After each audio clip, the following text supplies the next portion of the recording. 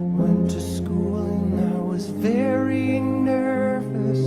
No one knew me, no one knew me. Hello teacher, tell me what's my lesson. Look right.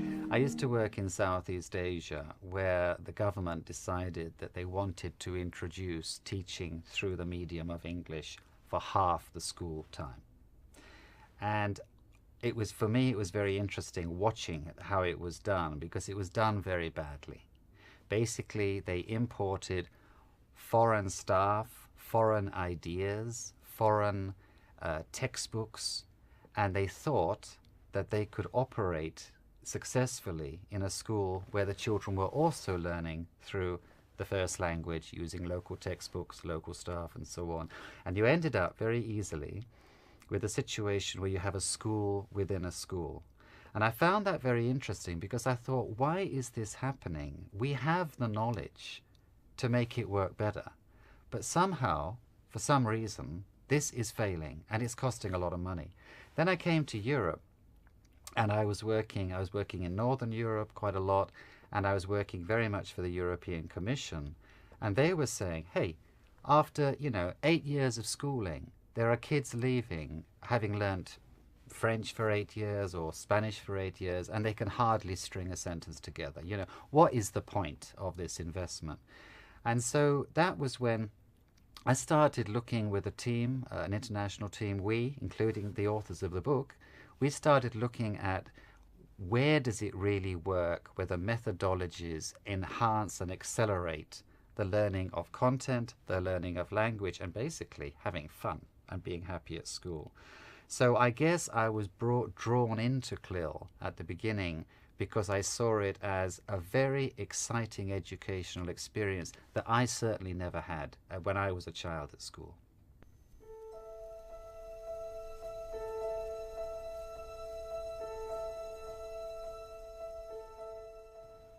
We're now seeing clusters of excellence in the integration of language and content across Europe, particularly. Well, that's the area that I know best. Spain, primary education par excellence. The Netherlands, secondary, excellent. Austria, vocational, excellent, and so on. So there are these small clusters of activity which tend to be fairly well financed by the educational administration, and in which there's a diversity of teachers working together, not just subject and language teachers, but also teachers of different age groups. Because the younger teachers, the Generation C teachers, those that have been brought up with high exposure to the new technologies, they have a very integrated mindset, yeah? And so they actually respond very well to this idea of integrating language deeply into authentic content learning. So yes, there are examples of excellence. The examples of failure are often where there is poor teaching through another language, be it English, be it Portuguese, whatever. And it's often where they were teaching badly in the first language, and then for some reason, political or whatever, they were told they've got to teach in English, and then they continued to teach badly in English. I would not call that CLIL. I would call that teaching through another language or something like that. So I can't really say that I can identify places where you have bad CLIL. You have plenty of places where you have bad teaching through English, for sure. But bad CLIL, I can't see it.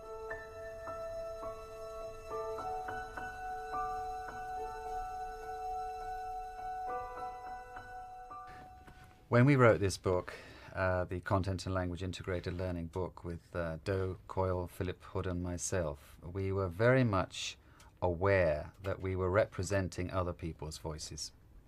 And these people do come from language teaching and they come from subject teaching. And we were looking at the experiences of these people right across the world and then listening and analyzing what they were up to. And I think the answer here is that language teaching is evolving like the teaching of subjects. CLIL does not threaten language teaching. It actually helps to enhance it. So I certainly see the future of good language teaching as very, very strong.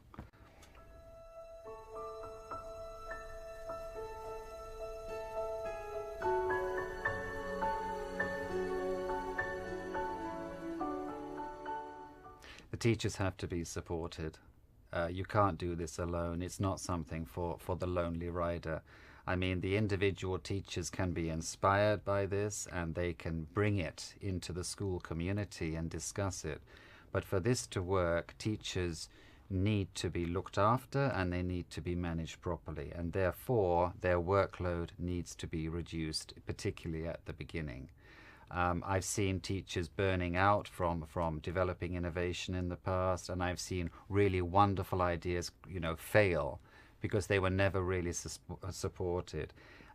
CLIL needs to be systemic. It needs to be in the system. And when we look at really good CLIL practice, which we're now seeing in Italy, Germany, Spain, right across the European Union and beyond, you can see that it's where the teacher is actively supported by the system.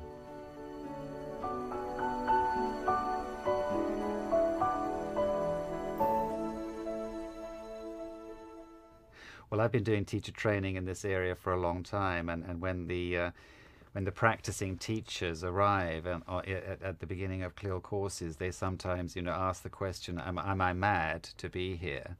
And we put that back to them after a couple of years, and they say, well, actually, I feel regenerated by this. I thought at the beginning this was mad. I thought, I'll never be able to use this language well enough to teach this content, or I'll never be able to, handle the complexities involved.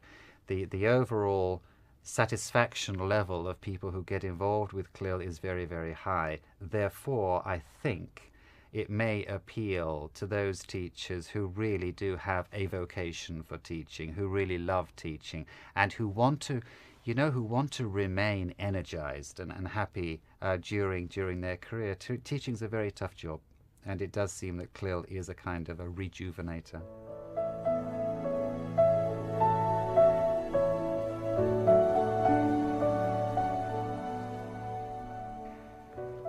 The recent work done on the neurosciences is very, very exciting.